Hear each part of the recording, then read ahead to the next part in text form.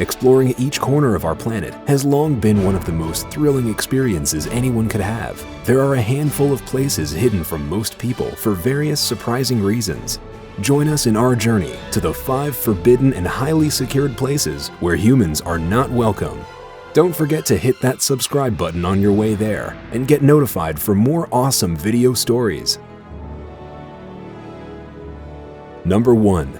North Brother Island, New York. It's hard to imagine that there could be an uninhabited place in the densely populated concrete jungle that is New York City. But there is. A whole island, in fact. It is located on New York City's East River. Now, only the eerie ruins of more than 12 buildings remain here, as nature has slowly retaken the island. But what secrets do these crumbling walls hold? And what horrible events took place on the shore of this mysterious island? Join us on a journey to the haunted past of North Brother Island. These deserted buildings are the ruins of Riverside Hospital. Less than a century ago, it was an institution where a vast number of people suffering from quarantinable diseases were isolated from the public. Yet one patient stood out from the crowd. Her name was Mary Mallon, but you might have heard of her as Typhoid Mary. Mallon emigrated from Ireland to New York City in 1883 at the age of 15, where she started working as a cook for wealthy families. Members of those families often got sick and were diagnosed with the infectious disease typhoid fever after she started cooking for them. Several cases were traced to her by the health department. Though she never acknowledged her role in spreading the disease, she was later known to have infected at least 53 people, resulting in 3 deaths. However, to the naked eye, Mary seemed to be in perfect health. Mary was convinced that the law was wrongly prosecuting her and refused to believe she was the cause of the typhoid outbreak. When she was finally apprehended and moved to the Riverside Hospital, she was pronounced as the first known healthy carrier of the disease. Under questioning, Mallon admitted she rarely washed her hands when cooking and felt there was no need to do so. Any bacteria in her food would not survive the high temperatures involved in cooking, but Mary's life was ruined by a dessert. She was crazy about preparing ice cream with raw peaches. As the press dubbed her Typhoid Mary, she became a minor celebrity against her will and a mascot for the disease.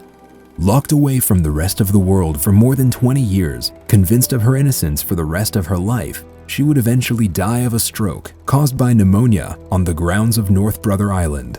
But the name Typhoid Mary lives on to this day. Yet, this tragic story falls flat in comparison to the disaster which took place 3 years before Mary Mallon's incarceration. It was the biggest loss of life in New York City before 9/11.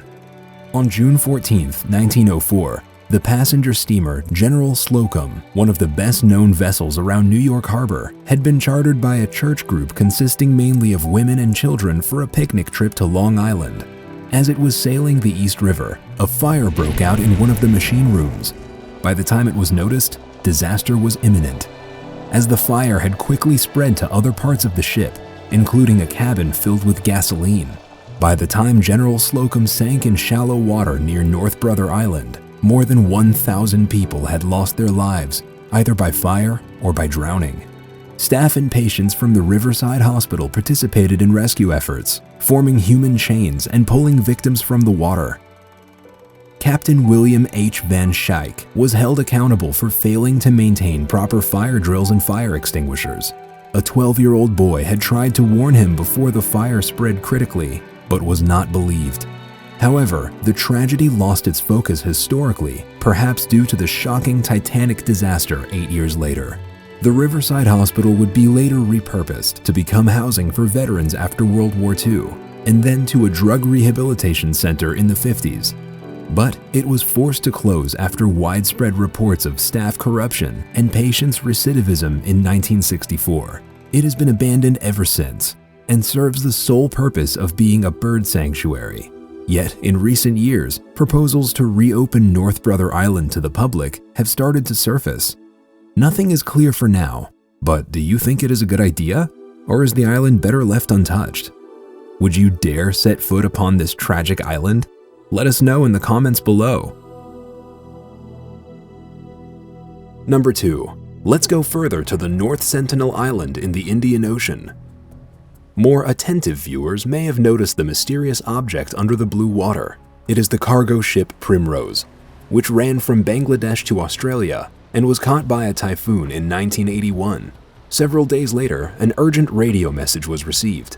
It stated that the crew was attacked by some wild men with bows and spears. Luckily, the crew members escaped via helicopter.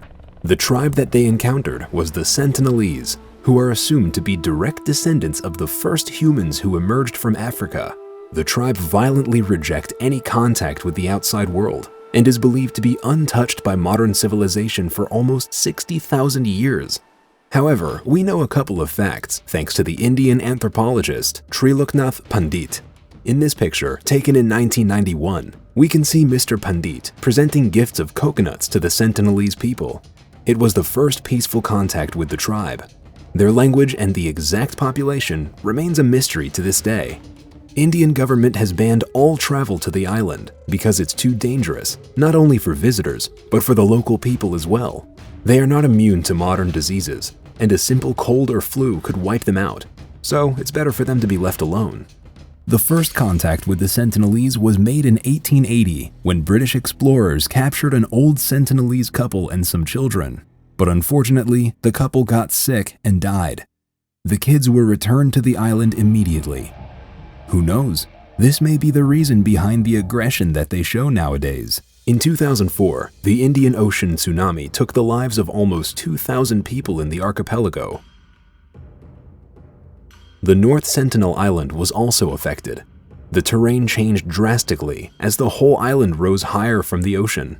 It was feared that the tribe did not survive the natural disaster, and the Indian Navy sent a helicopter to check on them. However, the Navy was greeted in an unusual manner, with bows and arrows, proving that they did survive after all.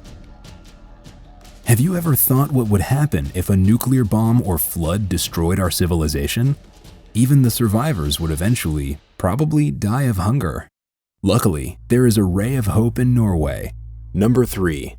Deep inside the Arctic Circle, on the Norwegian island of Spitsbergen, the global seed vault is hidden deep inside a mountain.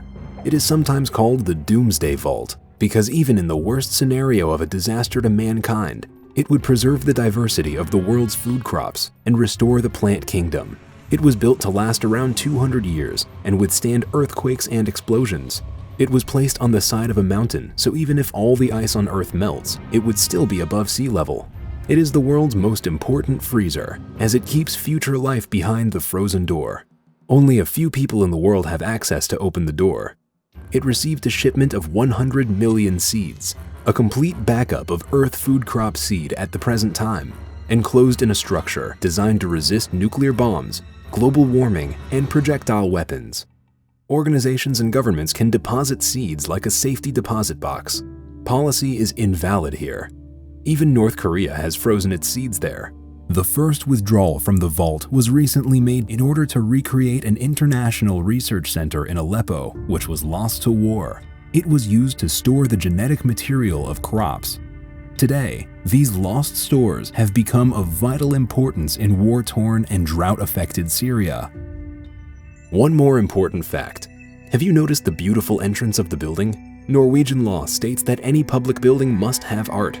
Usually the artwork is found within the building, but as the vault is a secure location that people can't visit, it was decided to make the art visible in plain sight, over the roof and down the front face to the entrance. Divek Asana's artwork is called Perpetual Repercussion, and it reflects the Arctic light with its stainless steel and mirrors cut into triangles. Let's go further and discuss the vault of your most private secrets, the vault of your browsing history. Number 4. Google Data Center, South Carolina.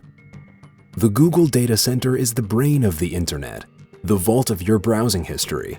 Luckily, the security level is very high there. This data center here in South Carolina is one node in a larger network of data centers all over the world.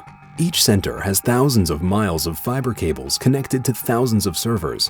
This allows Google to handle more than 3 billion web searches a day. Only a very small percentage of the employees are authorized to even enter the data center campus. To come into the building, that is another level of security.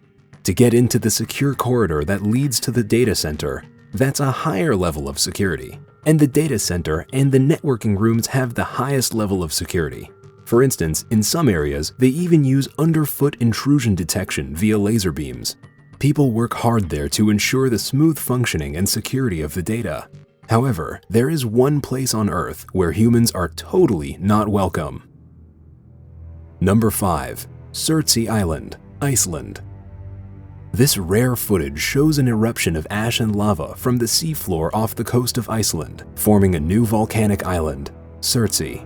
It emerged from the Atlantic Ocean in November 1963. After Surtsey cooled, many geologists, biologists, and ecologists visited it.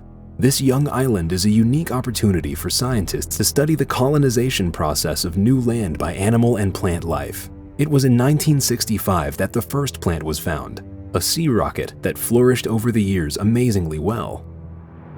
Due to the nature of the research, human activity is strictly regulated. The one small hut on the island, built for scientists to live in, requires all humans and their belongings to be thoroughly searched to make sure nobody accidentally brings any seeds from elsewhere. Once, somebody did not follow the sanitary rules and improperly pooped on some lava. A tomato plant started growing from that very spot just a few weeks later.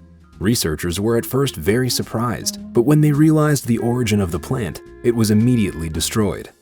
It has to be said that many other plants have arrived on Surtsey in a similar way, from birds flying in from afar.